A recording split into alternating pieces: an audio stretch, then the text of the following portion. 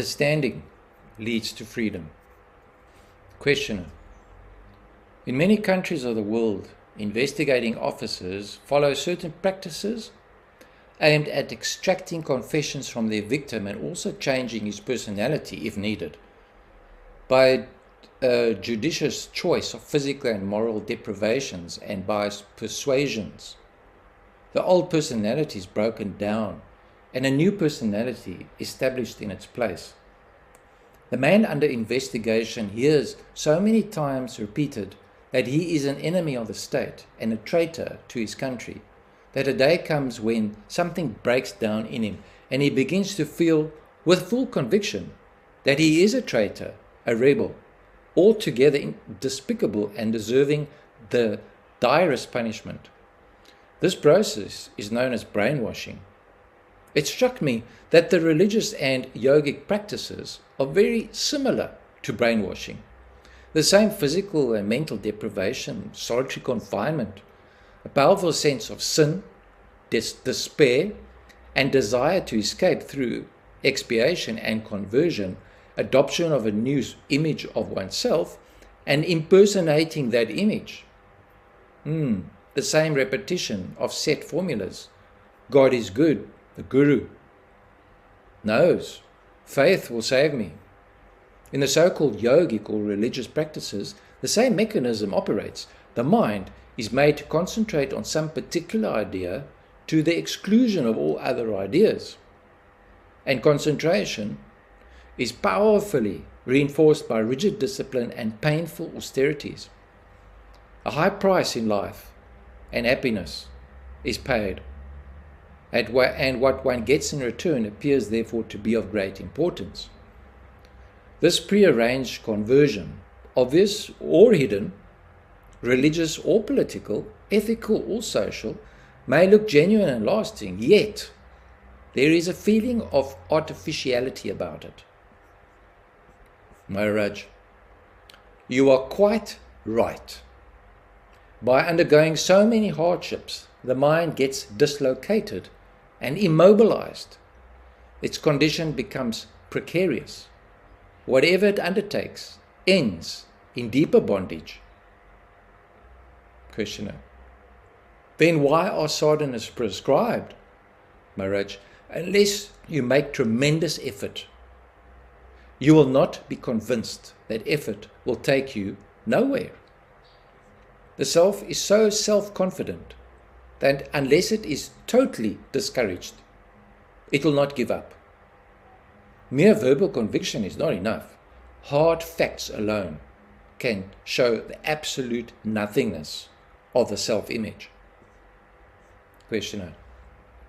The brainwasher drives me mad and the guru drives me insane. The driving is similar, yet the motive and the purpose are totally different. The similarities are perhaps merely verbal. Maharaj, inviting or compelling to suffer contains in it violence, and the fruit of violence cannot be sweet. There are certain life situations inevitably painful, and you have to take them in your stride. There are also certain situations which you have created, either deliberately or by neglect, and from these you have to learn a lesson so that they are not repeated again. Questioner. It seems that we must suffer so that we learn to overcome pain. Maharaj. Pain has to be endured. There is no such thing as overcoming the pain, and no training is needed. Training for the future, developing attitudes, is a sign of fear. Questioner. Once I know how to face pain, I am free of it, not afraid of it, and therefore happy. This is what happens to a prisoner. He accepts his punishment as just and proper and is at peace with the prison authorities and the state. All religions do nothing else but preach acceptance and surrender. We are being encouraged to plead guilty, to feel responsible for all the evils in the world and point at ourselves the only cause. My problem is, I cannot see much difference between brainwashing and sadhana, except that in the case of sadhana, one is not physically constrained. The element of compulsive suggestion is present in both. Maharaj, as you have said, the similarities are superficial. You need not harp on them. Questioner, sir, the similarities are not superficial. Man is a complex being and can be at the same time the accuser and the accused, the judge, the warden and the executioner. There is not much that is voluntary in a voluntary sadhana. One is moved by forces beyond one's ken and control. I can change my mental metabolism as little as the physical, except by painful and protracted efforts, which is yoga. All I'm asking is, does Maharaj agree with me that yoga implies violence? Maharaj, I agree that yoga, as presented by you, means violence, and I never advocate any form of violence. My path is totally non-violent. I mean exactly what I say, non-violent. Find out for yourself what it is. I merely say it is non-violent. Questioner, I'm not misusing words. When a guru asks me to meditate 16 hours a day for the rest of my life, I cannot do it without extreme violence to myself.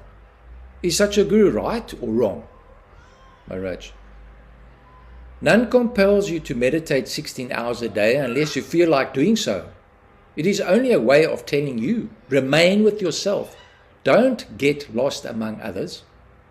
The teacher will wait, but the mind is impatient.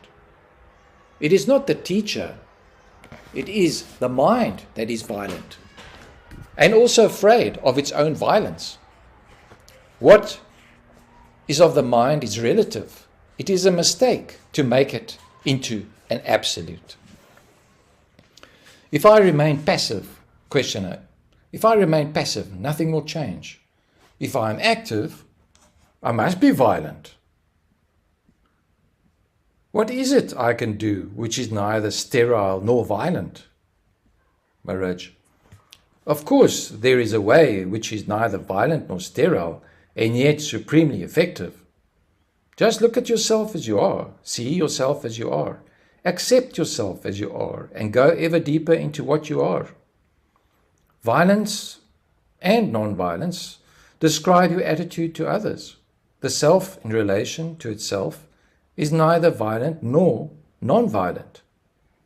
It is either aware or unaware of itself. If it knows itself, all it does will be right. If it does not, all it does will be wrong. Questioner, what do you mean by saying I know myself as I am? Maharaj, before the mind, I am. I am is not a thought in the mind. The mind happens to me. I do not happen to the mind. And since time and space are in the mind, I am beyond time and space, eternal and omnipresent. Questioner, are you serious? Do you really mean that you exist everywhere and at all times?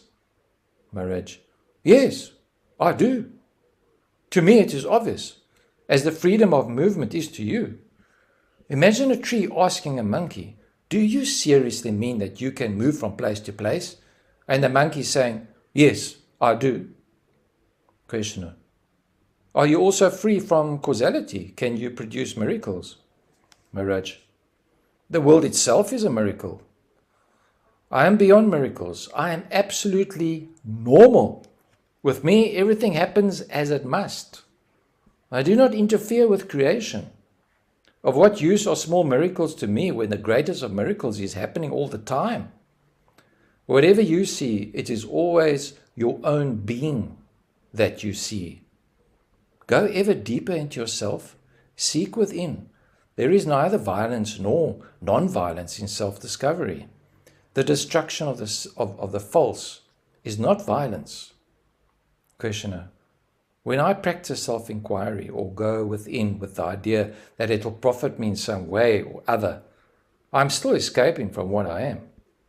Maharaj, quite right. True inquiry is always into something, not out of something. When I inquire how to get or avoid something, I am not really inquiring. To know anything, I must accept it, totally. Questioner. Yes. To know God, I must accept God. How frightening, Maharaj. Before you can accept God, you must accept yourself, which is even more frightening. The first steps in self-acceptance are not at all pleasant, for what one sees is not a happy sight. One needs all the courage to go further. What helps is silence. Look at yourself in total silence. Do not describe yourself. Look at the being you believe you are. And remember, you are not what you see. This I am not. What am I? Is the movement of self-inquiry.